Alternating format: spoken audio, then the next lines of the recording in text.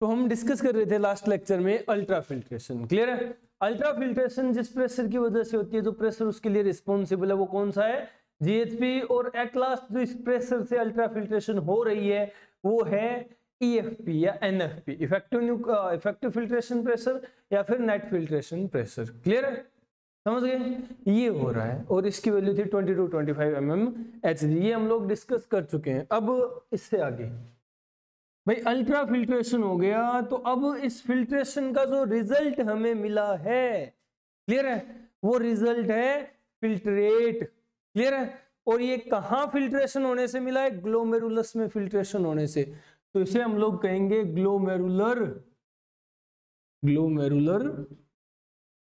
Filtrate, clear है। Glomerular filtrate मिला है हमें, समझ गए, क्या मिला है, ग्लोमेरुलर फिल्ट्रेट मिला है।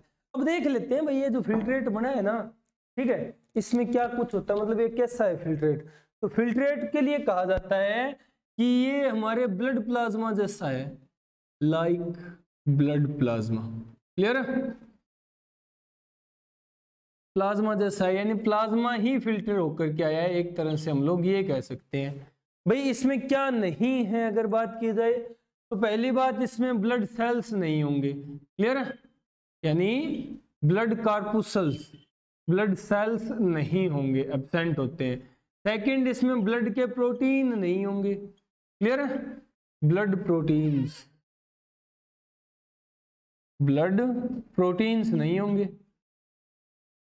नेक्स्ट अगर बताया जाए तो भाई इसमें कुछ लार्ज मॉलिक्यूल्स यानी जो कंबाइन होकर के पॉलीमर बना लेते हैं, ये पॉलीमर भी नहीं होंगे, क्लियर है, पॉलीमर्स भी नहीं होंगे, पॉलीमर्स भी एब्सेंट होते हैं। हाँ, कुछ छोटी यूनिट्स हैं यानी जिन्हें कंपाउंड का मोनोमर कहा जाता है वो प्रेजेंट होंगे, मोनोमर्स आ सकते हैं, मोनोमर्स प्रेजेंट होंगे। अब हम लोग कह रहे हैं पॉलीमर नहीं होंगे, मोनोमर होंगे, बट ध्यान देना एक आधा फिटा पॉलीमर होता है, फिटा मतलब ढीठ, इतना फिटा होता है मना करने के बाद भी फिल्ट्रेट में आ जाता है। पॉलीमर जनरली नहीं आने चाहिए और नहीं आते, एक आधा फिटा आ जाता है, वो कौन सा, वो अपन बाद में बात करेंगे उसके बारे में, ठीक है। और यहाँ क्या है, अब तक तो हम लोगों ने कहा सिर्फ कंपाउंड्स के मोनोमर है, मतलब इससे फिल्ट्रेट थोड़ी बन गया, तो और क्या होता है, और अगर बताया जाए तो यहां होगा भाई ग्लूकोज, फिल्ट्रेट में ग्लूकोज आएगा, फिल्ट्रेट में अमीनो एसिड आएंगे, क्लियर है, फिल्ट्रेट में फैटी एसिड आएंगे। नेक्स्ट भाई फिल्ट्रेट में विटामिन्स आएंगे, समझ गए, विटामिन्स आएंगे। और फिल्ट्रेट में क्या आएगा भाई, और यहां फिल्ट्रेट में आएगा यूरिया, क्लियर है, फिल्ट्रेट में यूरिया आएगा। फिल्ट्रेट में और भी कुछ कंपाउंड्स होते हैं वो आएंगे, ठीक है। तो ये कंपाउंड्स मिलकर के बना रहे हैं फिल्ट्रेट, ग्लोमेरुलर फिल्ट्रेट, समझ रहे हो, कुछ कंपाउंड्स के monomer, glucose, amino acid, fatty acid, vitamin, urea etcetera, ये सब। और एक लार्ज क्वांटिटी का एलिमेंट यहाँ वाटर होता है, ठीक है, ये सब तो प्रेजेंट है ही है, वाटर बहुत ज्यादा क्वांटिटी में प्रेजेंट है, क्लियर है, इसलिए अलग से लिख रहा हूं, थोड़ा स्पेशल है, समझ गए, वाटर बहुत ज्यादा क्वांटिटी में प्रेजेंट है।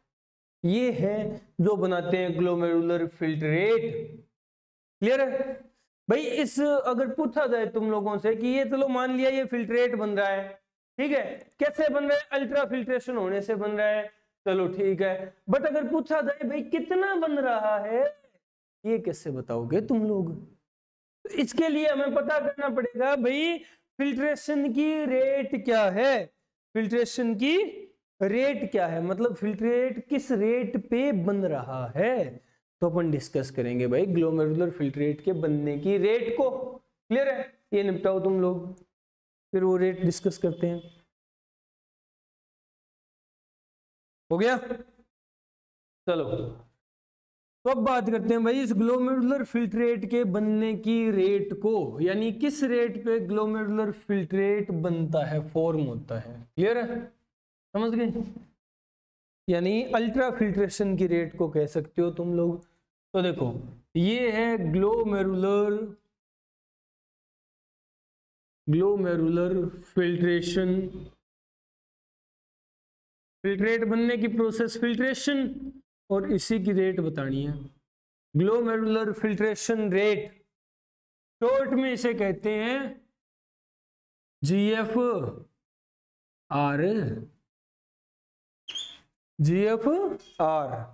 अब इकट्ठा पढ़ो तुम लोग, GFR, कंफ्यूज हो जाओगे नहीं तो। ग्लोमेरुलर फिल्ट्रेशन रेट है ये।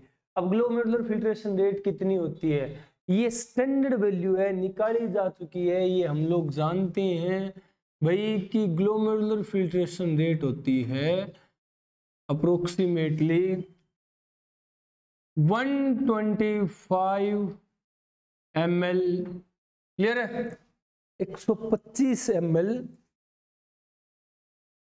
पर सेकेंड। 125 ml फिल्ट्रेट बनेगा पर सेकेंड, क्लियर है, एक सेकेंड में इतना फिल्ट्रेट बन जाएगा, समझ रहे हो।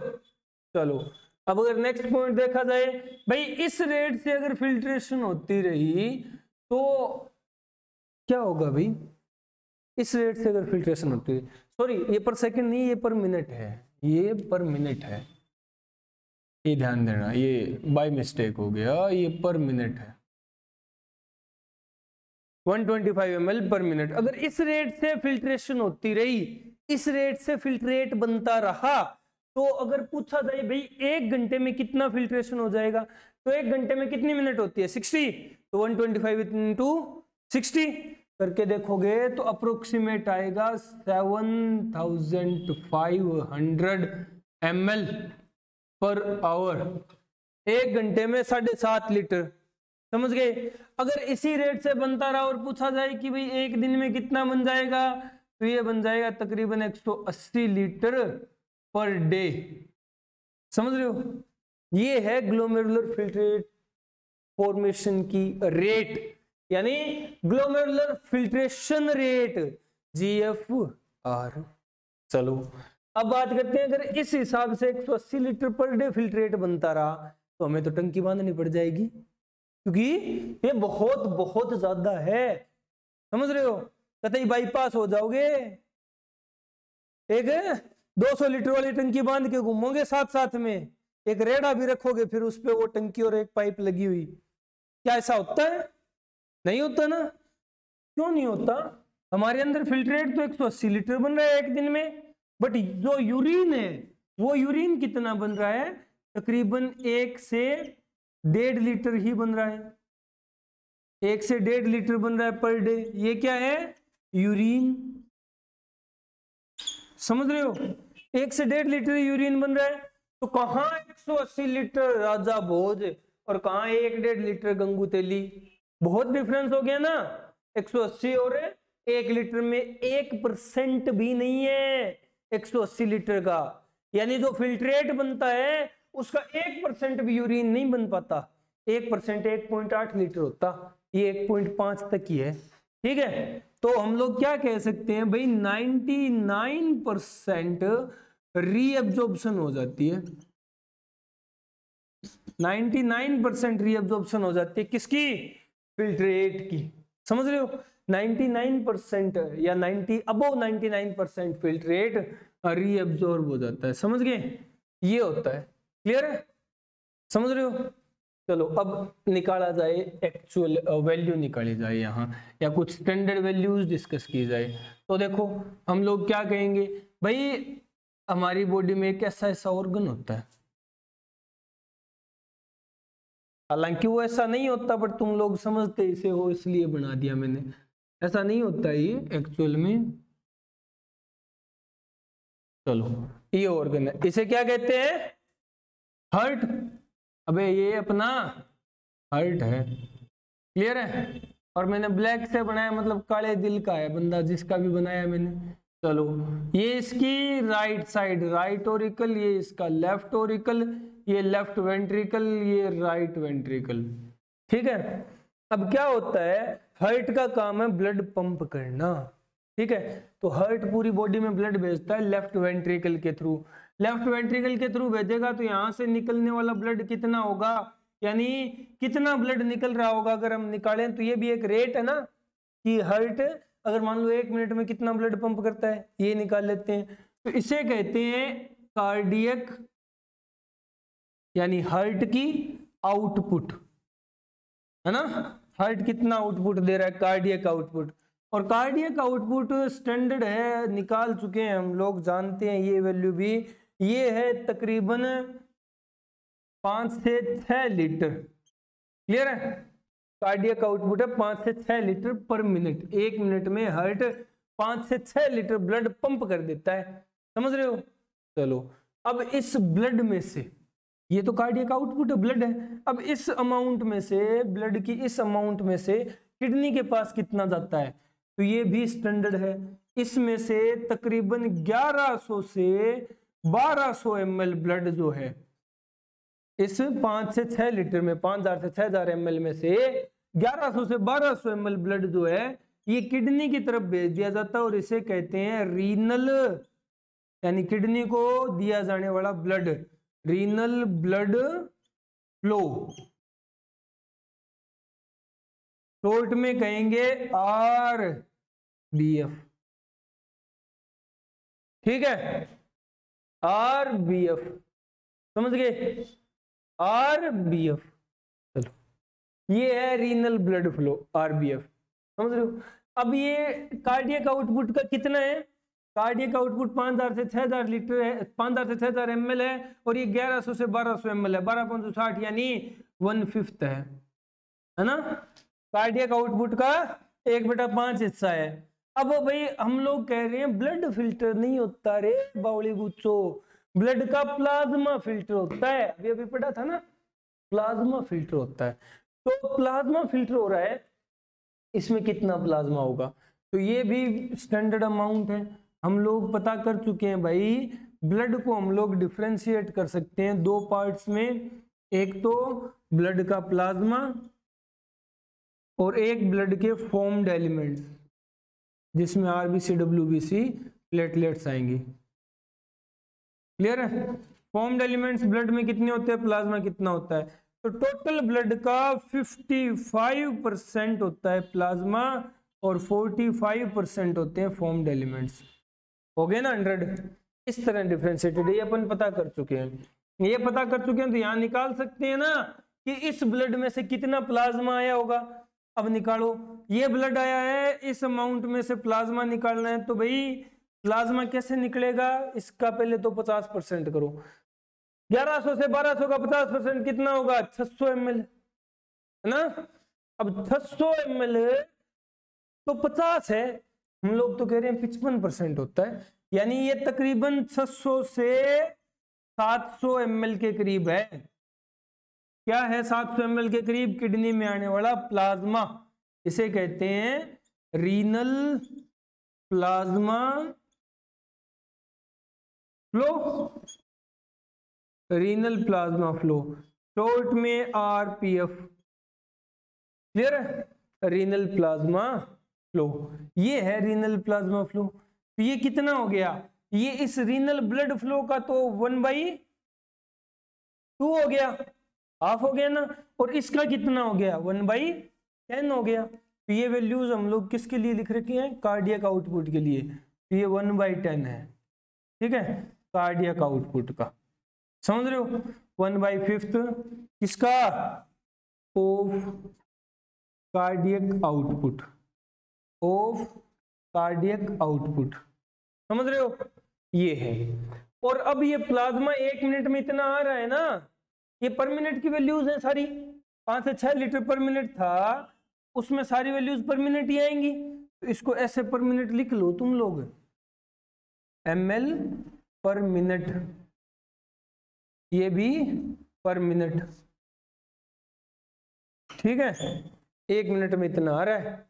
चलो अब 1 मिनट में किडनी के पास प्लाज्मा आ रहा है 600 से 700 ml, और इस 600 से 700 ml प्लाज्मा को इस रेट से फिल्टर किया जा रहा है, किस रेट से, 125 ml पर मिनट से, समझ रहे हो, 125 ml पर मिनट से इसे फिल्टर किया जा रहा है। ये क्या है? ये है GFR, समझ गए?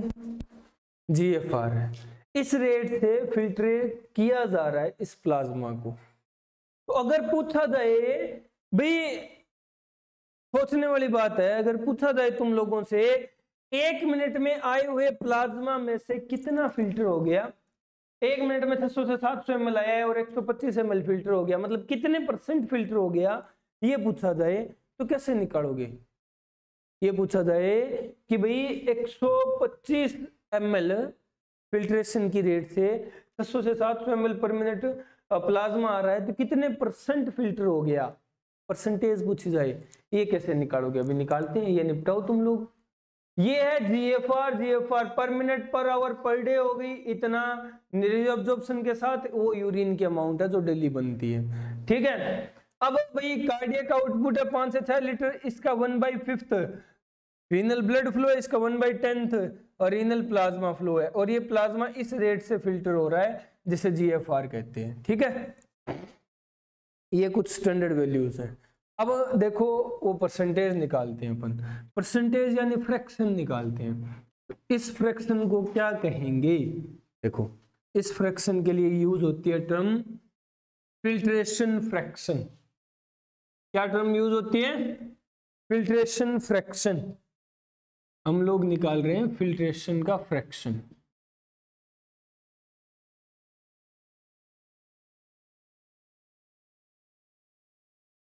फिल्ट्रेशन फ्रैक्शन कैसे निकलेगा भाई? प्लाज्मा कितना आ रहा है और वो फिल्टर किस रेट से हो रहा है, ये निकालना है हमें, है ना। प्लाज्मा कितना आ रहा है और वो फिल्टर किस रेट से हो रहा है। तो प्लाज्मा अपने पास आ रहा है, रीनल प्लाज्मा फ्लो है कितना? अबे रीनल प्लाज्मा फ्लो कितना है बे? 600 से 700 है, एक स्टैंडर्ड वैल्यू मान लो 650, और ये किस रेट से फिल्टर हो रहा है?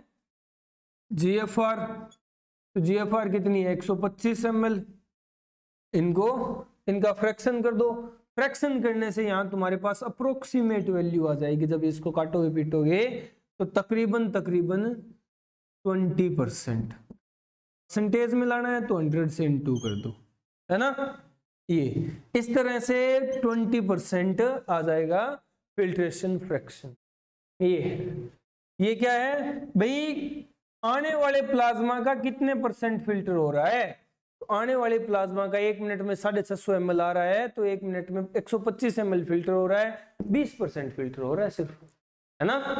80% स्टोर किया जा रहा, रुक रहा है, एक बार बाद में फिल्टर होगा वो। ये है, ये फिल्ट्रेशन फ्रैक्शन है, निपटाओ।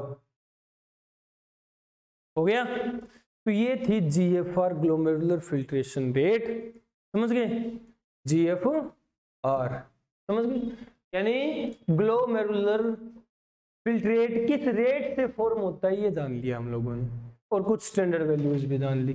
चलो ये हो गई भाई ग्लोमेरुलर फिल्ट्रेशन की बात, यानी अल्ट्रा फिल्ट्रेशन की बात, ठीक है। अब इससे आगे चलते हैं और नेक्स्ट पॉइंट यानी यूरिन फॉर्मेशन के 2 और स्टेप हैं, वो और निपटा लेते हैं। 2 और स्टेप क्या है भाई? Selective reabsorption and tubular secretion. तो देखो हम बात करेंगे selective reabsorption and tubular secretion की। सिलेक्टिव रीअब्जॉर्प्शन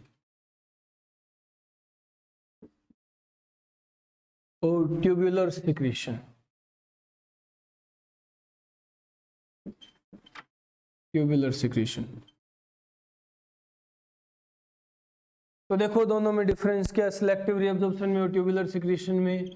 भाई एक चीज बताओ, इनके नाम से पता चल रहा होगा, बाकी हम लोग कुछ पहले डिस्कस भी कर चुके हैं इनके बारे में। सिलेक्टिव रीअब्जॉर्प्शन कहां से कहां होता है अगर पूछा जाए तो, मतलब चीजों को रीअब्जॉर्ब कहां से कहां किया जाएगा? फिल्ट्रेट में आई हुई जरूरत की चीजों को, जो हमारे लिए जरूरी है, जिनको हम यूरिन में नहीं भेज सकते, उनको वापस रीअब्जॉर्ब किया जा रहा है, सिलेक्ट कर करके, ठीक है। तो ये कहां से कहां होगा? ये नेफ्रॉन में आए हुए, यानी नेफ्रॉन के पार्ट्स में से उठाया जाएगा उन मॉलिक्यूल्स को, और कहां डाला जाएगा? ब्लड वेसल, ठीक है। तो ये कहां जाएगा? ये सिलेक्टिव रीअब्जॉर्प्शन कैसे होता है? ये होता है नेफ्रॉन से ब्लड वेसल में, क्लियर है, नेफ्रॉन से ब्लड वेसल में। जबकि ट्यूबुलर सिक्रीशन कहां से कहां होगा भाई, ये वो प्रोसेस है जिसके द्वारा कुछ एक्स्ट्रा एलिमेंट्स जो कि फिल्ट्रेट में नहीं आ सके थे बट बॉडी से निकालने जरूरी हैं, एक्सक्रीट करने जरूरी हैं, उनको एक्स्ट्रा एफर्ट लगा करके एनर्जी खर्च करके डाला जाता है। और ये कहां से कहां डाले जाएंगे, ये ब्लड वेसल से नेफ्रॉन में डाले जाएंगे, क्लियर है, ब्लड वेसल से नेफ्रॉन में डाले जाएंगे। ये डिफरेंस है पहला। सेकंड, ये डिफरेंस तुम लोग डिस्कस कर चुके हो, बाकी बचे हुए क्या कि सिलेक्टिव रीअब्जॉर्प्शन सिलेक्टिव होती है, तो वो भी तो सिलेक्टिव होता है, वो फूफा कौन सा नॉन सिलेक्टिव है, ये भी तो सिलेक्टिव ही है। सिलेक्ट करके भाई एनर्जी खर्च हो रही है तो सिलेक्ट तो करेंगे, यहाँ में रीअब्जॉर्ब किया जा रहा है तो कोई देख के रीअब्जॉर्ब करेंगे ना भाई, इस चीज की जरूरत थी, इस चीज को वापस निकाल लो, ठीक है। यहाँ रीअब्जॉर्प्शन कैसा होता है, एक्टिव भी होता है और पैसिव भी होता है, जबकि यहां सिक्रीशन जो है ओनली एक्टिव होता है, एक्टिव ओनली, क्लियर है, यानी एनर्जी यूज होगी सिर्फ, समझ रहे हो। ये डिफरेंस है सिलेक्टिव रीअब्जॉर्प्शन और ट्यूबुलर सिक्रीशन में, समझ गए। चलो नेक्स्ट पॉइंट अगर अपन देखें तो ये प्रोसेसेस कैसे होती है, ये प्रोसेस किस चीज पे डिपेंड है, तो ये दोनों की दोनों प्रोसेस जो है, ये दोनों की दोनों ही प्रोसेस डिपेंड होती है सब्सटेंस की थ्रेशोल्ड वैल्यू पे। एक वैल्यू है सब्सटेंस की थ्रेशोल्ड वैल्यू, उस पे डिपेंड है उसकी मूवमेंट, ठीक है। तो ये लिखो, फिर अपन थ्रेशोल्ड वैल्यू डिस्कस करते हैं। हाँ एक पॉइंट और थ्रेशोल्ड वैल्यू से पहले कि भाई तुम लोगों से पूछा जाए नेफ्रॉन में तो कई सारे पार्ट होते हैं, है ना, तो सिलेक्टिव रीअब्जॉर्प्शन नेफ्रॉन के कौन से पार्ट से होती है और ट्यूबुलर सिक्रीशन नेफ्रॉन के कौन से पार्ट से होती है, पूछा जा सकता है ना। चलो लिखते हैं next difference, selective reabsorption. Selective reabsorption nephron के हर पार्ट से हो सकती है, पीसीटी से होती है, इनले लूप से होती है, डीसीटी से होती है, हर पार्ट से हो सकती है, कलेक्टिंग डक्ट से हो सकती है, ठीक है। In different parts, in different parts of nephron, nephron के अलग अलग हिस्सों में होती है सिलेक्टिव रीअब्जॉर्प्शन। जबकि ट्यूबुलर सिक्रीशन, भाई नाम से पता चला ट्यूब्यूलर, कौन सा लर, ट्यूब्यूलर, ट्यूब्यूलर का मतलब नेफ्रॉन की ट्यूब्यूल्स में से, ट्यूब्यूल्स कौन सी है, इन पीसीटी एंड डीसीटी ओनली, दो ही तो ट्यूब्यूल है, प्रोक्सिमल कॉन्युलेटेड और डिस्टल कॉन्युलेटेड, तो यहां होंगे। ये एक और पॉइंट था, ऐड कर लो और इसे निपटाओ, फिर अपन नेक्स्ट पॉइंट की तरफ चलते हैं। हो गया, चलो नेक्स्ट पॉइंट क्या है, नेक्स्ट पॉइंट वही जो अभी बात कर रहे थे भाई, इन सब्सटेंसेस की मूवमेंट इनकी थ्रेशोल्ड वैल्यू पे डिपेंड करती है। तो अपन पहले देख लेते हैं भाई सब्सटेंस की थ्रेशोल्ड वैल्यू कौन सी है क्या नहीं है। तो देखो सब्सटेंस की थ्रेशोल्ड वैल्यू,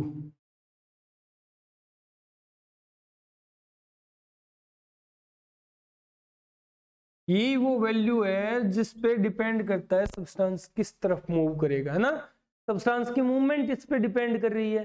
तो इस थ्रेशोल्ड वैल्यू के बेस पे तीन तरह के सब्सटेंस होते हैं, ठीक है, तीन तरह के सब्सटेंस होते हैं, कौन कौन से, तो देखो एक फर्स्ट जिनकी थ्रेशोल्ड वैल्यू बहुत ज्यादा होती है, यानी हाई थ्रेशोल्ड सब्सटेंस,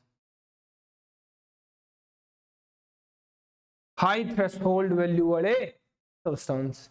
एक जिनकी थ्रेशोल्ड वैल्यू कम होती है, लो थ्रेशोल्ड वाले सब्सटेंस, लो थ्रेशोल्ड वैल्यू वाले सब्सटेंस। और एक जिनकी बेचारों की थ्रेशोल्ड होती नहीं, एथ्रेशोल्ड, एथ्रेशोल्ड सब्सटेंस, जिनके पास थ्रेशोल्ड वैल्यू ही नहीं है, जिनकी थ्रेशोल्ड वैल्यू ही नहीं है। अब चलो हाई थ्रेशोल्ड की बात करें हाई थ्रेशोल्ड सब्सटेंस वो होते हैं जिनका रीएब्जॉर्प्शन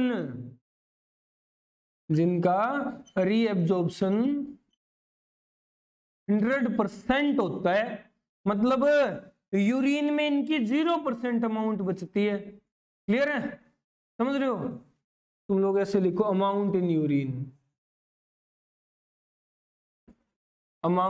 यूरिन, यूरिन में ये बिल्कुल होते ही नहीं, एब्सेंट है, यानी यूरिन में 0% अमाउंट है इनकी, क्योंकि 100% रीअब्जॉर्प्शन हो चुका है। ये है वो सब्सटेंस जिनकी थ्रेशोल्ड वैल्यू बहुत हाई होती है, हाई थ्रेशोल्ड वाले सब्सटेंस।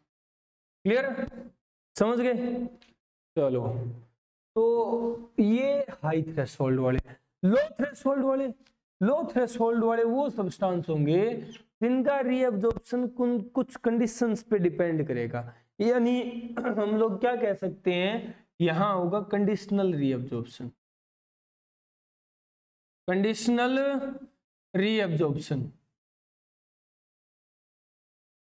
भाई कंडीशन बनी तो रीअब्जॉर्ब हो जाएंगे, नहीं बनी तो नहीं होंगे। चलो लास्ट, भाई जिनकी थ्रेशोल्ड वैल्यू ही नहीं है, जिनकी थ्रेशोल्ड वैल्यू नहीं है उन्हें एथ्रेशोल्ड कहते हैं। और थ्रेशोल्ड वैल्यू ना होने का मतलब है इनका रीअब्जॉर्प्शन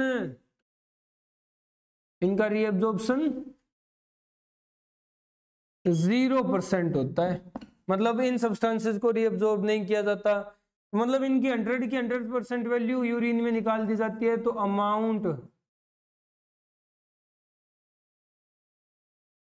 अमाउंट इन यूरिन में इनकी अमाउंट कितनी होती है?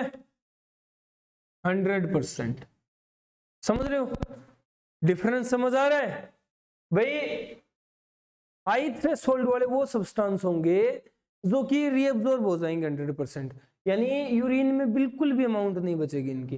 लो थ्रेशोल्ड वाले जिनका रीअब्जॉर्प्शन कुछ स्पेशल कंडीशंस पे डिपेंड करता है, कंडीशनल रीअब्जॉर्प्शन है। ए थ्रेशोल्ड जिनका रीअब्जॉर्प्शन कतई नहीं होगा, मतलब कतई फालतू घटिया लेवल के सब्सटेंसेस है जो बॉडी से निकाल दिए जाएंगे 100 के 100%। चलो एग्जांपल की बात करें तो देखो हाई थ्रेशोल्ड वाले सब्सटेंस कौन कौन से हैं। हाई थ्रेशोल्ड वाले सब्सटेंस के एग्जांपल में आता है भाई ग्लूकोज, क्लियर है, amino acid, fatty acid, vitamin, ठीक है, ये सब्सटेंसेस है जिनका थ्रेशोल्ड हाई होता है। विटामिन में भी कुछ स्पेशल है, एक्सेप्ट किसको छोड़ करके, एक्सेप्ट BC, अब मतलब B एंड C को छोड़ करके, except vitamin B and C। ये है वो सब्सटेंस जिनका थ्रेशोल्ड हाई है, इनका रीअब्जॉर्प्शन 100% हो जाता है। क्लियर है, समझ गए? चलो अब अगर बात की जाए कंडीशनल रीअब्जॉर्प्शन के एग्जांपल्स की, भाई कंडीशनल रीअब्जॉर्प्शन किस किस का होता है, तो यहां एग्जांपल आते हैं। भाई हम लोगों ने देखा था कंडीशनल रीअब्जॉर्प्शन DCT में होता है, और DCT में मेनली कंडीशनल रीअब्जॉर्प्शन दो चीजों का हो सकता है, या तो हो सकता है वाटर का, या हो सकता है यूरिया का, सॉरी सोल्ट्स का, ठीक है, वाटर का या सोल्ट्स का। बट इन दोनों के सिवाय भी एक सब्सटेंस है जिनका कंडीशनल रीअब्जॉर्प्शन किया जा सकता है, वो है यूरिया।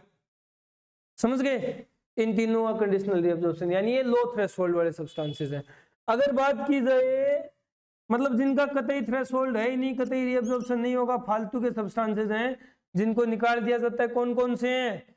तो पहला है अमोनिया, फिर है यहां यूरिक एसिड।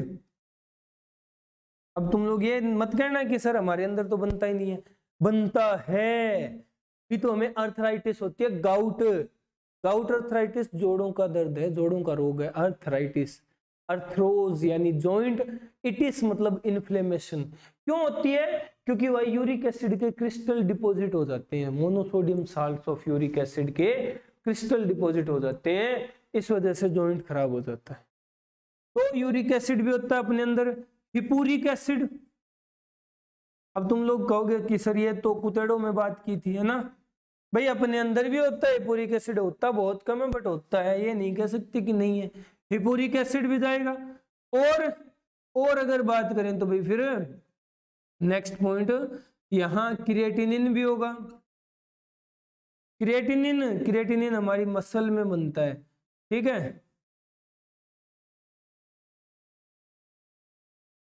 क्रिएटिनिन ये भी होगा। नेक्स्ट अगर बात करें तो भाई यहां एक सब्सटेंस और होता है जिसे कहा जाता है इनुलिन।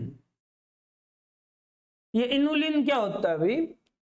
ये चीजें तो चलो हम लोग जानते हैं, ammonia, hyporheic acid, uric acid, creatinine. Inulin क्या है तो याद करो, हम लोगों ने अभी अभी ग्लोमेरुलर फिल्ट्रेट पढ़ा। फिल्ट्रेट में हम लोगों ने कहा था पॉलीमर नहीं आते, बट एक आधा ऐसा फिटा पॉलीमर है जो आ जाता है मना करने के बाद भी, ये है वो फिटा पॉलीमर, ठीक है। यानी इनुलिन क्या है? इनुलिन एक पॉलीमर है।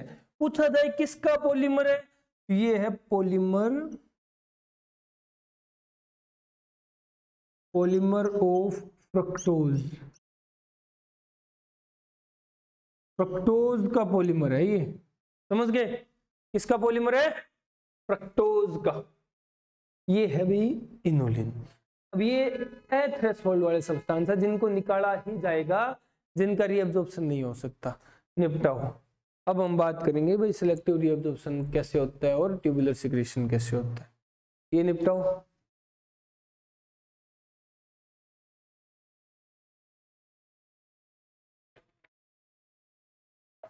लिखो जल्दी।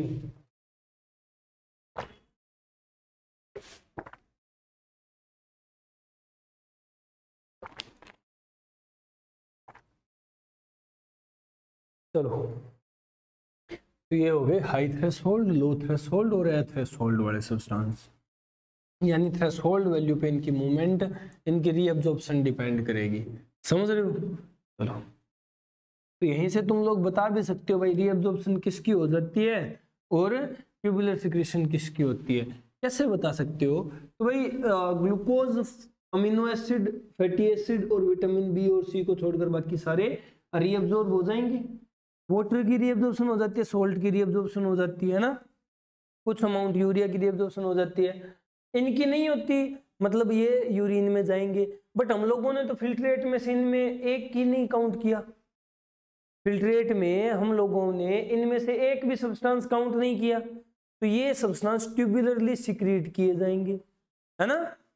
ये है। चलो, तो देखो क्या होता है। अब हम बात करते हैं ट्यूबुलर सिक्रीशन और सिलेक्टिव रीअब्जॉर्प्शन की। ये एक डायग्रामेटिक रिप्रेजेंटेशन है, तो भाई अच्छा रहेगा तुम लोग लेटा लो कॉपी को, ठीक है, लेटा लो, क्योंकि बड़ा कांड करना है। बड़ा कांड करने के लिए तो लेटाना पड़ेगा। देखो, डायग्राम बनाओ नेफ्रॉन का, ठीक है।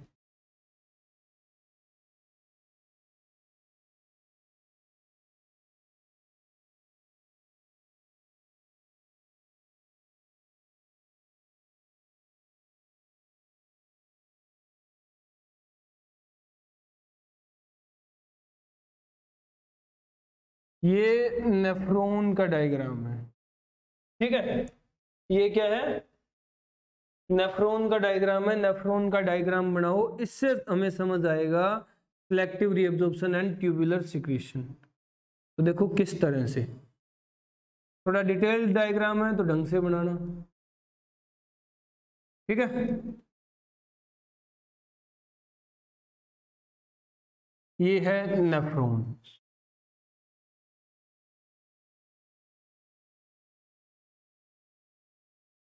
और ये एंड हो रहा है, एंडिंग पार्ट जुड़ता है, डीसीटी जुड़ती है कलेक्टिंग डक्ट के अंदर। ये है, समझ गए? ये नेफ्रॉन का स्ट्रक्चर है। ये क्या है? नेफ्रॉन का स्ट्रक्चर है। अब देखो नेफ्रॉन के स्ट्रक्चर में रीअब्जॉर्प्शन और सिक्रीशन कैसे होती है। तो पहले पार्ट को लेबलाइज करो। ये क्या है? ये बीसी है, मतलब बोमन का कैप्सूल है, ठीक है। चलो, ये क्या है? ये पीसीटी है। ये क्या है? ये डिसेंडिंग लिम्ब है, ठीक है। ये क्या है? ये असेंडिंग लिम्ब है। असेंडिंग लिम्ब किसके? हेनले लूप के। तो यही लिख लो, of Henle loop, ascending limb of Henle loop, AL of HL, है ना। चलो अब ये लास्ट पार्ट ये है DCT, और ये हिस्सा है कलेक्टिंग डक्ट।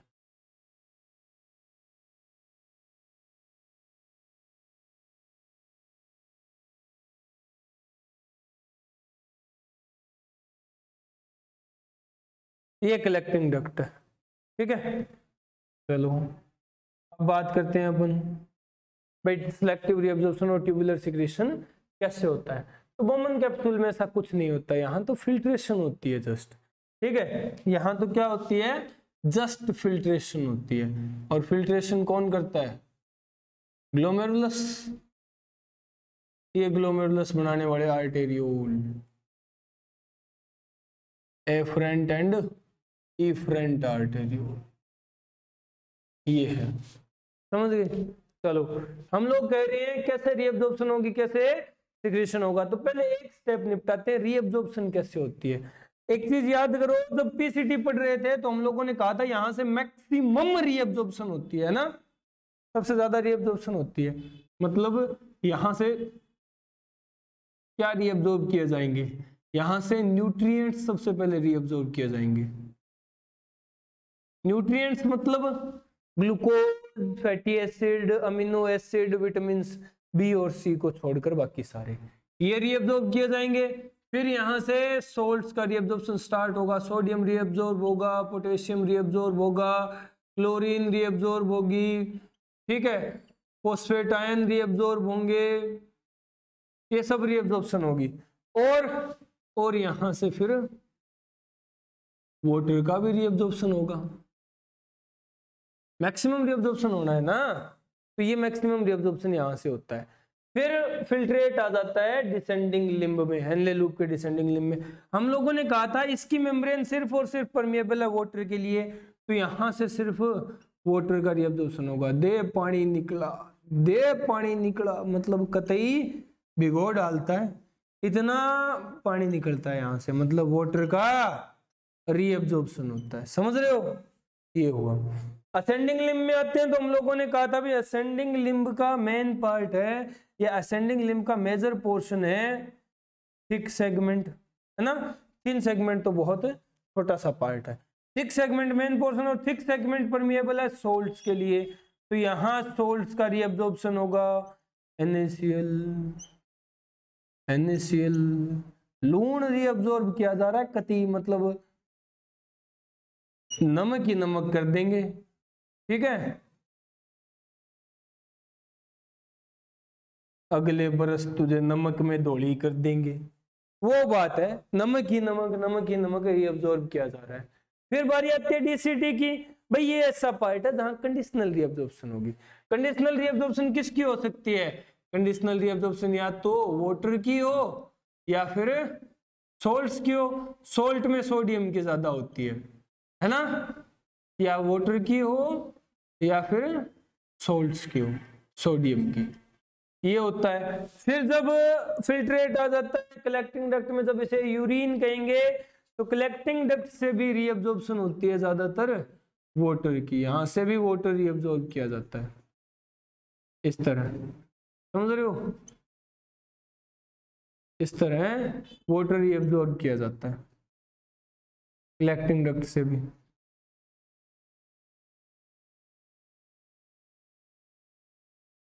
ये है, समझ गए। चलो ये रीअब्जॉर्प्शन है। कई बार क्या होता है भाई, कंडीशन कुछ ऐसी कॉम्प्लिकेटेड बन जाती है कि हमें कलेक्टिंग डक्ट में प्रेजेंट यूरिन में से यूरिया रीअब्जॉर्ब करना पड़ता है, और उस यूरिया को रीअब्जॉर्ब करके हम लोग ऑस्मोलैरिटी मेंटेन करते हैं। हो सकता है कई बार ज्यादा एब्जॉर्ब हो जाए तो फिर इसे वापस हेनले लूप में डाल दिया जाता है, समझ रहे हो, ये होता है, समझ गए। तो ये तो है रीअब्जॉर्प्शन। अब बात की जाए सिक्रीशन की, ट्यूबुलर सिक्रीशन। ट्यूबुलर सिक्रीशन इन दो पोर्शंस में ही होगा, हम लोगों ने लिखा है अभी अभी। तो इनमें ट्यूबुलर सिक्रीशन किस किस चीज का होता है, तो देखो यहाँ ट्यूबुलर सिक्रीशन होता है फर्स्ट ऑफ ऑल तो अमोनिया का, क्लियर है। फिर ट्यूबुलर सिक्रीशन होता है H+ आयंस का, हुआ, ये पीसीटी में है। अगर डीसीटी की बात करें तो डीसीटी में अमोनिया का ट्यूबुलर सिक्रीशन होता है, H प्लस आयंस का ट्यूबुलर सिक्रीशन होता है और यहाँ K प्लस आयंस का भी ट्यूबुलर सिक्रीशन होता है। समझ रहे हो, ये है कई बार, तो ये ट्यूबुलर सिक्रीशन है, सिर्फ इतना ही। तो सिलेक्टिव रीअब्जॉर्प्शन और ट्यूबुलर सिक्रीशन समझ आया? अबे समझ आया? यहां से बाहर निकल रहे हैं मतलब रीअब्जॉर्ब हो रहे हैं नेफ्रॉन से ब्लड वेसल में, यहां अंदर आ रहे हैं मतलब सिक्रीट किए जा रहे हैं ब्लड वेसल से नेफ्रॉन में। समझ रहे हो, एरो समझ आ रही है ना? तो ये है selective reabsorption and tubular secretion. अब यहाँ के कुछ पॉइंट्स हैं इंपॉर्टेंट, ठीक है? वो पॉइंट्स क्या है, तुम लोग ये डायग्राम बनाओ, फिर वो पॉइंट्स निपटाते हैं अपन जल्दी।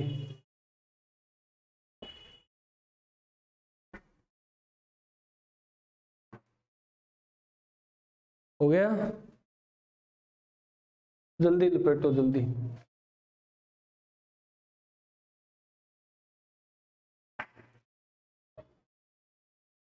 हो गया? चलो अब बात करते हैं अपन भी इस सिलेक्टिव रीअब्जॉर्प्शन और ट्यूबुलर सिक्रीशन से जुड़े हुए कुछ पॉइंट्स की, ठीक है? वो पॉइंट्स क्या है, तो देखो इस डायग्राम को मेमोराइज कर लो, रिमेंबर कर लो, याद रख लो इसे, क्योंकि अब ये पॉइंट्स इसी डायग्राम से रिलेटेड है, ठीक है? तो देखो क्या होता है भाई, इस डायग्राम में रीअब्जॉर्प्शन भी हुई है और सिक्रीशन भी हुई है, ठीक है? तो देखो किस तरह इससे रिलेटेड पॉइंट डिस्कस करेंगे अपन।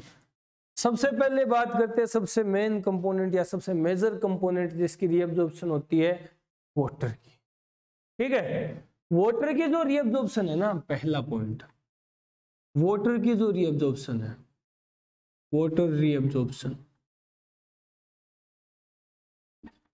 वो मेनली दो जगह से हुई है ना? दो जगह से मेनली हुई है।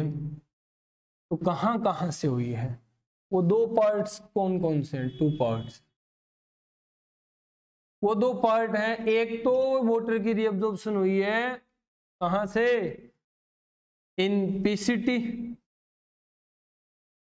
पीसीटी में, और एक वाटर की रीअब्जॉर्प्शन हुई है in descending limb, descending limb of Henle's loop, Henle's loop के डिसेंडिंग लिम्ब में। क्लियर है? तो दोनों में डिफरेंस क्या है? तो देखो पीसीटी में जो रीअब्जॉर्प्शन हुई है वो कंपलसरी रीअब्जॉर्प्शन है, यानी वो ऑब्लिगेट है। ऑब्लिगेट या ऑब्लिगेटरी का मतलब समझते हो तुम लोग? कंपलसरी है, यहां से तो भाई रीअब्जॉर्प्शन होगी ही होगी वाटर की। तो फिर एनले लूप में हम लोग इतना जबरदस्त धक्का, मतलब इतना फोर्स लगा कि ये पॉइंट क्यों बताते हैं वाटर रीअब्जॉर्ब हो रहा है? तो ये इसलिए बताते हैं भाई बची कुछ अमाउंट यहां से रीअब्जॉर्ब होती है और यहां से, जरूरी नहीं है रीअब्जॉर्ब हो हमेशा ही, कभी कभी ना हो तो भी चल जाता है, यानी यहाँ हो भी सकता है रीअब्जॉर्प्शन, नहीं भी हो सकता, वो तो जरूरत पे है। और ये रीअब्जॉर्प्शन फैकल्टेटिव है, फैकल्टेटिव है मतलब कंपलसरी नहीं है। समझ रहे हो, होता तो है बट कंपलसरी नहीं है। जबकि जो H2O से, सॉरी H2O का जो रीअब्जॉर्प्शन पीसीटी से हो रहा है वो कंपलसरी है, ऑब्लिगेट है। अब अगर अपन बात करें भाई, ये तो दो पार्ट हो गए, एक तीसरा कोई पूछ ले तुम लोगों से, वाटर रीअब्जॉर्प्शन भाई डीसीटी में भी तो होता है ना? वो कैसा है? तो वो कंडीशनल है, वो कंडीशनल है। कंडीशनल मतलब वहां कंडीशन बनेगी तो होगा, नहीं तो नहीं होगा, ठीक है? ये है, इस तरह का रीअब्जॉर्प्शन होता है वाटर का। पॉइंट समझ आए? चलो ये पॉइंट थे। नेक्स्ट पॉइंट, नेक्स्ट भाई बात की जाए एब्जॉर्प्शन के टाइप्स की, यानी कैसा एब्जॉर्प्शन हुआ है, कैसा रीअब्जॉर्प्शन हुआ है, एनर्जी खर्च हुई है रीअब्जॉर्प्शन में या नहीं, मतलब एक्टिव रीअब्जॉर्प्शन हुआ है या पैसिव हुआ है? तो देखो एक्टिव रीअब्जॉर्प्शन या फिर पैसिव रीअब्जॉर्प्शन, पैसिव हुआ है रीअब्जॉर्प्शन। कैसा रीअब्जॉर्प्शन हुआ है भाई? रीअब्जॉर्प्शन एक्टिव है या रीअब्जॉर्प्शन पैसिव है? तो देखो कैसा रीअब्जॉर्प्शन है। एक्टिव रीअब्जॉर्प्शन किन किन का हुआ है? तो एक्टिव रीअब्जॉर्प्शन हुआ है भाई, सबसे पहले हम बात करेंगे कंपोनेंट ग्लूकोज का, क्लियर है, फिर अमीनो एसिड का, फैटी एसिड का, और कुछ कैटाइंस का। कैटाइंस यानी पॉजिटिव चार्ज्ड आयंस का। इनका रीअब्जॉर्प्शन जो है वो एक्टिव हुआ है, इनके रीअब्जॉर्प्शन में एनर्जी यूज हुई है, एटीपी यूज हुई है। चलो पैसिव की बात करें तो पैसिव हुआ है वाटर का और कुछ अनायंस का। अनायंस यानी नेगेटिव चार्ज वाले आयंस, इनका हुआ है, ठीक है। ये भाई अगर बात करें रीअब्जॉर्प्शन कैसा था उसके पॉइंट्स हो गए। नेक्स्ट अपन डिस्कस करें भाई, सबसे ज्यादा रीअब्जॉर्प्शन हम लोग कह रहे हैं पीसीटी से हुआ है, ठीक है। पीसीटी में तकरीबन 90% रीअब्जॉर्प्शन होता है ऑल ओवर रीअब्जॉर्प्शन का, ये याद रखना, ठीक है। तो इस 90% रीअब्जॉर्प्शन में क्या क्या चीजें रीअब्जॉर्ब की गई है? यहां रीअब्जॉर्ब किया गया है ग्लूकोज को, क्लियर है, अमीनो एसिड को, फैटी एसिड को, इनको रीअब्जॉर्ब किया गया है, समझ गए। और अगर अपन बात करें यहां लिखी लो साथ में विटामिन्स में एक्सेप्ट कर लेना बीसी को, बी एंड सी को छोड़ करके, बीसी को छोड़ करके बाकी का रीअब्जॉर्प्शन हुआ है। एक यहां रीअब्जॉर्प्शन हुआ है किस चीज का? वाटर का और इलेक्ट्रोलाइट्स यानी आयंस का, सोल्ट्स का। अगर पूछा जाए कि भाई कितने कितने परसेंट हुआ है, तो देखो हम लोगों ने कहा था glucose, amino acid, fatty acid, vitamin ऐसे सब्सटेंसेस जिनकी हाई थ्रेशोल्ड वैल्यू होती है और इनका रीअब्जॉर्प्शन होता है 100%, बिल्कुल भी कमी नहीं आती। जबकि वाटर इलेक्ट्रोलाइट का यहां रीअब्जॉर्प्शन हुआ है तकरीबन 70 to 80%, समझ रहे हो? 70 to 80% रीअब्जॉर्ब किया गया है किसको? वाटर और इलेक्ट्रोलाइट्स को। और glucose, amino acid, fatty acid, vitamin B और सी को छोड़ करके इनका 100% रीअब्जॉर्प्शन हुआ है। ये 3 पॉइंट इंपॉर्टेंट है इस डायग्राम से जुड़े हुए। भाई वाटर की रीअब्जॉर्प्शन जो होती है वो कैसी है? पीसीटी में कैसी है, डीसीटी में कैसी है, ठीक है।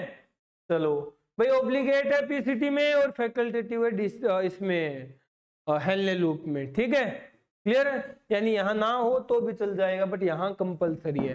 डीसीटी में कंडीशनल है, कंडीशन आने पे होगा। नेक्स्ट अगर अपन बात करें भाई रीअब्जॉर्प्शन हो तो गया, कैसा हुआ है? एक्टिवली हुआ है या पैसिवली हुआ है? यानी एक्टिव रीअब्जॉर्प्शन है या पैसिव रीअब्जॉर्प्शन है? तो भाई एक्टिव रीअब्जॉर्प्शन भी है और पैसिव भी है। एक्टिव किस किस का है? Glucose, amino acid, fatty acid, vitamin, समझ रहे हो, और कैटायंस, इनका तो है एक्टिव।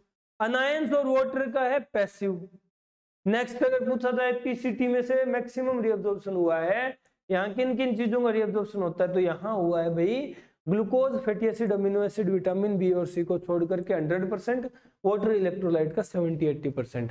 बचा खुचा वाटर और इलेक्ट्रोलाइट का जो 20 से 30% है वो कहाँ होगा? हेनले लूप में हो जाएगा, समझ गए। चलो ये है पॉइंट, हो गया। चलो अब नेक्स्ट पॉइंट की तरफ चलते हैं। ये था भाई selective reabsorption and tubular secretion. समझ गए तुम लोग? अबे समझ गए? चलो ये सिलेक्टिव रीअब्जॉर्प्शन और ट्यूबुलर सिक्रीशन। यहां यूरिन फॉर्मेशन कंप्लीट होता है अपना, है ना, यूरिन फॉर्मेशन का मैकेनिज्म कंप्लीट होता है। तो अब हमें एट लास्ट जो मिलेगा ये क्या है? ये है यूरिन, समझ रहे हो? ये क्या है? ये जो सब्सटेंस हमें एट लास्ट अब मिलेगा रिजल्टेंट के तौर पे, ये है यूरिन। तो अपन डिस्कस करते हैं भाई यूरिन क्या है, यूरिन में क्या होता है, क्लियर है? यूरिन क्या है, यूरिन में क्या होता है? तो भाई पहली बात तो यूरिन एक लिक्विड है, फ्लूइड है, समझ रहे हो? कितनी है अमाउंट इसकी? अमाउंट अभी अभी हम लोगों ने बात की थी, अमाउंट है इसकी तकरीबन 1 से 1.5 लीटर पर डे की, है ना। 1 से 1.5 लीटर पर डे रिलीज होता है। चलो नेक्स्ट भाई, इस अमाउंट का ये जो फ्लूइड है, लिक्विड है, इसका नेचर कैसा होता है? तो बाय नेचर ये जो फ्लूइड है ये एसिडिक होता है और इसकी पीएच कितनी है? पीएच इसकी होती है तकरीबन 6.0, यानी नेचर में कैसा हो गया? एसिडिक हो गया। 6 पीएच का एसिड ठीक ठाक एसिड मान लिया जाता है, समझ रहे हो? तो एसिडिक है। अब एसिडिक क्यों है अगर पूछा जाए तो एसिडिक है ड्यू टू प्रेजेंस ऑफ किसकी प्रेजेंस के कारण? Presence of H+ ions. H+ ions की प्रेजेंस, हम लोगों ने ट्यूबुलरली सिक्रीट किया है ना H+ को, तो H+ की प्रेजेंस के कारण ये एसिडिक है। नेक्स्ट भाई, पीएच है तो पीएच को मेंटेन भी किया जाएगा, यहां है ना, तो पीएच मेंटेन करने वाले बफर भी होंगे, यानी यूरिन में ब्लड की तरह ही बफर होते हैं। अब यूरिन के बफर कौन कौन से हैं? तो देखो यूरिन में बफर हैं 2 तरह के सोल्ट, कौन से? Na2HPO4 और एक है NaH2PO4। ये जो है ये यूरिन के बफर हैं, समझ गए? नेक्स्ट अगर पॉइंट डिस्कस किया जाए तो देखो भाई, पीएच होगी, बफर हो गया, यानी अमाउंट हो गया, नेचर हो गया। अब अगर देखा जाए इसका कलर कैसा है, कलर कैसा है तो देखो ध्यान देना, कलर में हमारा यूरिन होता है पेल येलो, हल्का सा पीला कलर होता है, मतलब येलो रेडिश कलर है, येलोविशनेस है, रेडनेस है इसके अंदर। तो देखो अब इस कलर को हम लोग डिफाइन करेंगे, ये कलर ऐसा क्यों है? तो देखो पेल येलो कलर है ड्यू टू प्रेजेंस ऑफ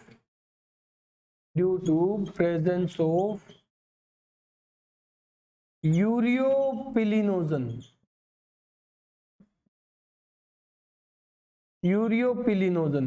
अब ये यूरियोपिलिनोजन क्या होता है?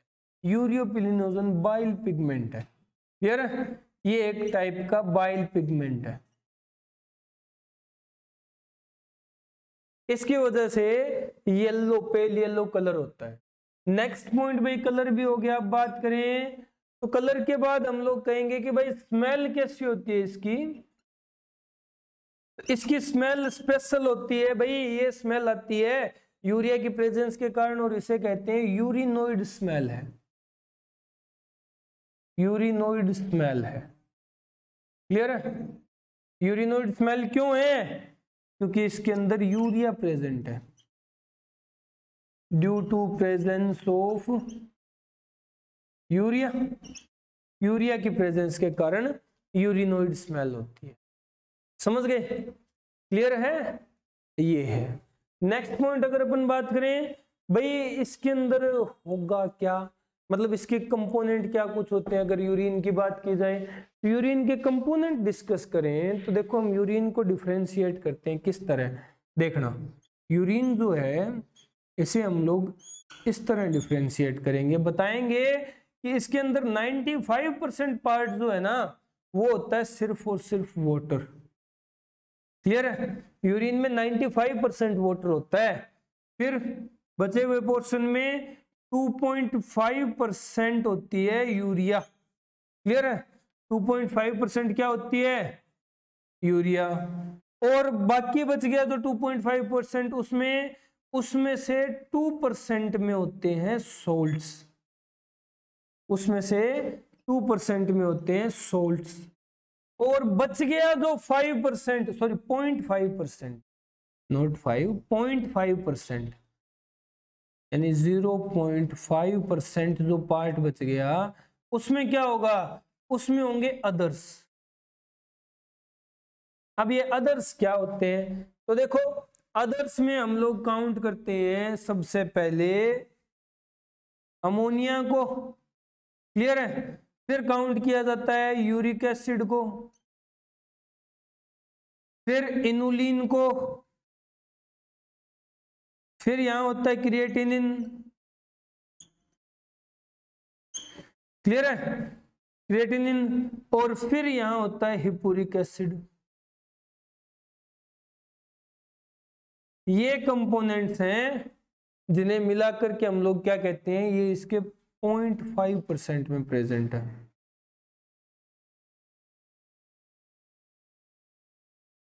ये है, समझ गए, ये यूरिन की कंपोजिशन है, ये क्या है, यूरिन की कंपोजिशन है, क्लियर, समझ रहे हो ना। चलो लपेट लो इसे, निपटाओ, हो गया। चलो अब नेक्स्ट पॉइंट डिस्कस करते हैं आगे। भाई यूरिन की कंपोजिशन देख ली, बट एक चीज अब तक पल्ले नहीं पड़ रही, सारी समझ ली, सब कुछ समझ लिया, बट ये पता नहीं चल रहा कि भाई ये 2.5% जो यूरिया है ये आ कहां से रही है, यूरिया है क्या यहाँ, यानी यूरिया कहां से आई, ये पता नहीं चल रहा है ना। यही तो डाउट है कि इसका मेन कंपोनेंट जो है जिसकी वजह से इसका नाम यूरिन पड़ा है उसका पता नहीं चल रहा। तो हम लोग देखते हैं भाई यूरिया क्या है, कहां से आई है, कैसे बनी है, ये सब कुछ। तो इसे हम लोग कहेंगे, हम डिस्कस कर रहे हैं यूरिया साइकिल, क्लियर है, हम डिस्कस कर रहे हैं यूरिया साइकिल। इसे ऑर्निथिन साइकिल भी कहा जाता है, ऑर्निथिन साइकिल या फिर यूरिया साइकिल, या फिर इसे कहा जाता है Krebs Henseleit, Krebs Henseleit cycle. ये साइंटिस्ट थे जिन्होंने डिस्कवर किया। तो Krebs Henseleit cycle, urea cycle, ornithine cycle एक ही चीज है। इस साइकिल से क्या होगा, यूरिया फॉर्मेशन होगा, क्लियर है। ये साइकिल किस लिए है, यूरिया फॉर्मेशन के लिए। चलो यूरिया फॉर्मेशन कैसे होता है, तो भाई पता करना पड़ेगा ये साइकिल चलती कहाँ है, अभी तो पता चलेगा, वहां जहां ये साइकिल चली वहीं यूरिया फॉर्मेशन हुआ है। तो ये साइकिल चलती है इन हेपाटोसाइट सेल्स, इन हेपाटोसाइट सेल्स, हमारे लीवर के सेल्स में, क्लियर है। लीवर सेल्स में भी कहा, लीवर सेल्स के माइटोकॉन्ड्रिया में और लीवर सेल्स के साइटोप्लाज्म में। लीवर सेल्स के माइटोकॉन्ड्रिया में और लीवर सेल्स के साइटोप्लाज्म में चलती है। नेक्स्ट पॉइंट, भाई इस साइकिल में क्या कुछ होगा, तो इस साइकिल में यूरिया बनाई जाएगी, कैसे बनाई जाएगी, 2 अमोनिया के मॉलिक्यूल यूज होंगे, ठीक है, एक कार्बन डाइऑक्साइड का मॉलिक्यूल यूज होगा और यहां यूरिया फॉर्म कर दी जाएगी। अब यूरिया कैसे फॉर्म की जाती है, भाई ये साइकिल हर कोई नहीं चला सकता, ये तुम लोग जानते हो है ना। ये साइकिल सिर्फ कुछ एफिशिएंट एनिमल्स ही चला सकते हैं। अब एफिशिएंट एनिमल्स ये तुम लोग समझ पाओगे, याद रख पाओगे कैसे, अर्थवॉर्म के एग्जांपल से, है ना। भाई जब उसके पास बरसात के दिन आए, मुलाकात के दिन आए, पानी ज्यादा था तो उसने अमोनिया सिक्रीट कर दिया, नहीं तो वो यूरिया सिक्रीट कर रहा था नॉर्मल डेज में। भाई ऐसा क्यों हुआ कि नॉर्मल डेज में उसे यूरिया सिक्रीट करना पड़ रहा है और रेनी डेज में अमोनिया सिक्रीट कर रहा है, जबकि अमोनिया से यूरिया बनता है। तो ऐसा कर ले कि ऑल टाइम अमोनिया ही सिक्रीट कर दे, समझ रहे हो, यूरिया बनाए ही ना। तो ऐसा भी नहीं हो सकता, ऑल टाइम अमोनिया सिक्रीट करने के लिए उसे बहुत ज्यादा अमाउंट में वाटर चाहिए, जो कि अवेलेबल नहीं हो पाता नॉर्मल डेज में। चलो तो ऐसा कर ले कि ऑल टाइम यूरिया ही सिक्रीट कर ले, अमोनिया क्यों सिक्रीट कर रहा है फिर, भाई यूरिया सिक्रीट करने में यूरिया बनाना पड़ता है और अमोनिया से यूरिया बनाना एक एनर्जी कंज्यूमिंग प्रोसेस है, एनर्जी लगती है इसमें, ठीक है, एटीपी यूज होती है, तो वो इतना नुकसान उठाएगा नहीं, समझ रहे हो। इसलिए जितनी एनर्जी हो सके वो बताने की कोशिश करता है। कितनी एनर्जी लगती है भाई, तो यहाँ यूज होती है 3 एटीपी, 3 एटीपी यूज होती है, तब जा करके इस प्रोसेस से बनती है यूरिया। क्लियर है? और यूरिया का फॉर्मूला है NH2CO NH2, ये बनती है। समझ रहे हो? और हमें यही बनानी है कैसे बनती है। नेक्स्ट भाई, इस पूरी साइकिल को परफॉर्म करवाने के लिए ना, यहां इस साइकिल में 3 अमीनो एसिड यूज किए जाएंगे। 3 अमीनो एसिड यूज किए जाएंगे। अब वो 3 अमीनो एसिड कौन से होते हैं, मतलब 3 अमीनो एसिड इस साइकिल में पार्टिसिपेट करेंगे। अब वो 3 अमीनो एसिड कौन से हैं, तो देखो यहां फर्स्ट अमीनो एसिड है ऑर्निथीन, जिसके नाम पे ये साइकिल है। ठीक है, यहां सेकंड अमीनो एसिड है सिट्रुलिन, और यहां थर्ड अमीनो एसिड है आर्जिनिन। क्लियर है? ये तीनों अमीनो एसिड इस साइकिल में पार्टिसिपेट करेंगे।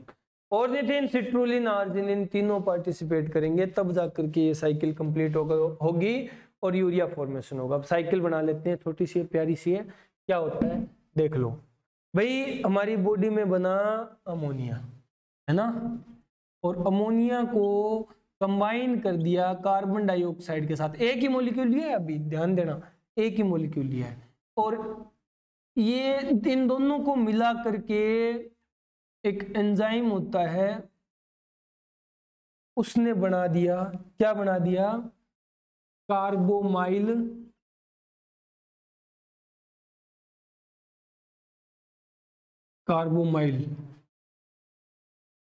फोस्फेट, कार्बोमाइल फोस्फेट बना दिया। अब एक चीज बताओ, अमोनिया कार्बन डाइऑक्साइड यूज की थी, एंजाइम था सिंथेज एंजाइम। ठीक है, अब हम इसका पूरा नाम देंगे कार्बोमाइल फोस्फेट सिंथेज। ठीक है, क्योंकि कार्बोमाइल फोस्फेट बनाया। भाई यहाँ फोस्फेट कहाँ से आया है ये समझ नहीं आ रहा, बाकी तो चीजें चलो पल्ले पड़ जाए, फोस्फेट कहाँ से आया, तो फोस्फेट आया है यहाँ, यूज किया गया है 2 ATP का। क्लियर है? इस प्रोसेस में पहले स्टेप में यूज कर ली 2 ATP, समझ गए?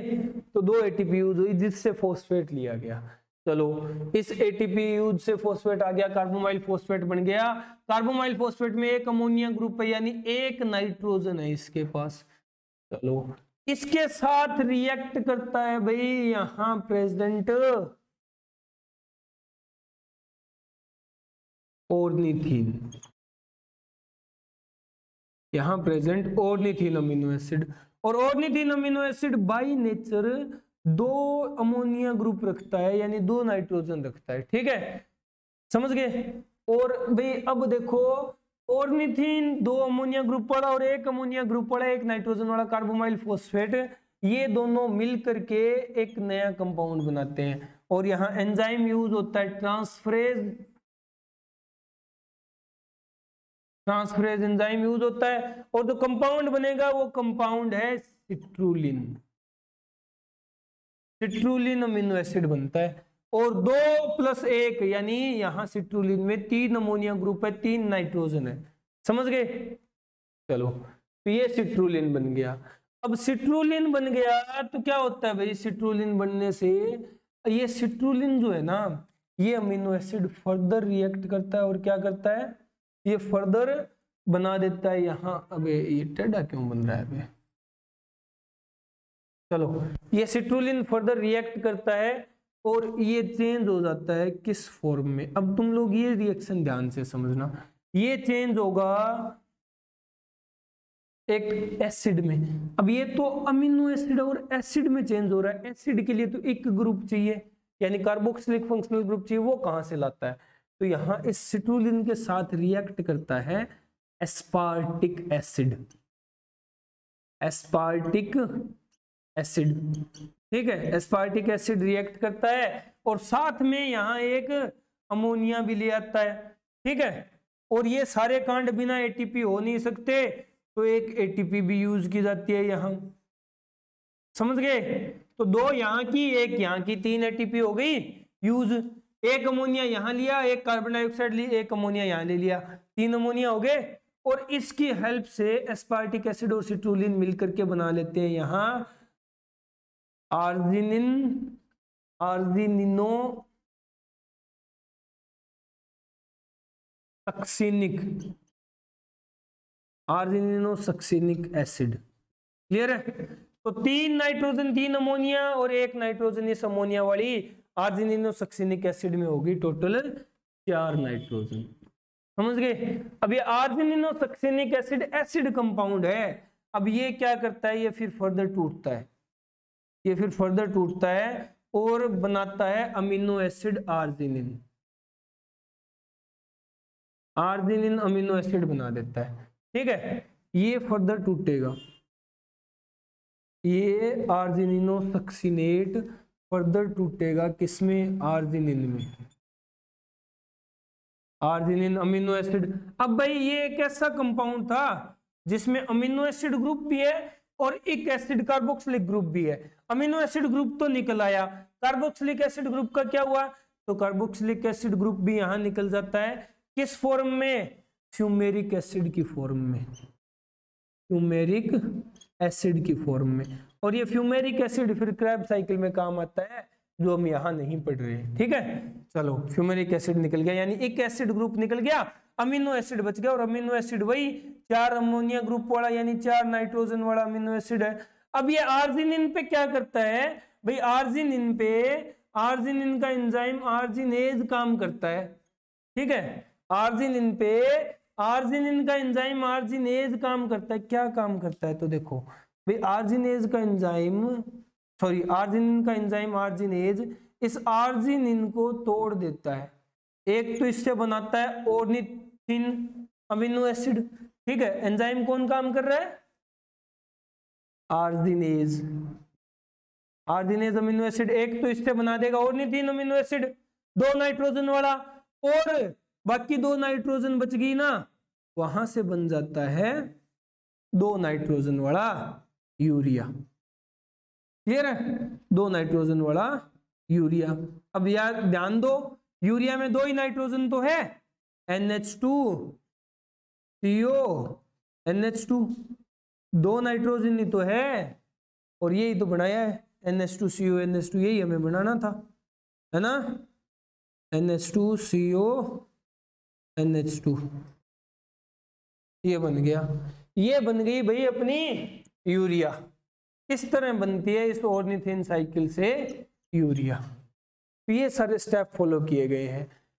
2 अमोनिया एक यहां और एक यहां यूज हुआ है। ठीक है, 3 ATP 2 यहां एक यहां यूज हुई है, और एक कार्बन डाइऑक्साइड यूज हुई है। ये 3 amino acid ornithine citrulline arginine use हुए, और ये पूरी साइकिल कंप्लीट हुई, यूरिया बन गई, हमें यूरिया मिल गई। क्लियर है, ये है ऑर्निथिन। चलो ये कंप्लीट हुई। अब हम, ये तुम लोग नोट करो, निपटाओ जल्दी, और इसके बाद के जो भी पॉइंट्स हैं वो अपन नेक्स्ट लेक्चर में डिस्कस करेंगे। ओके।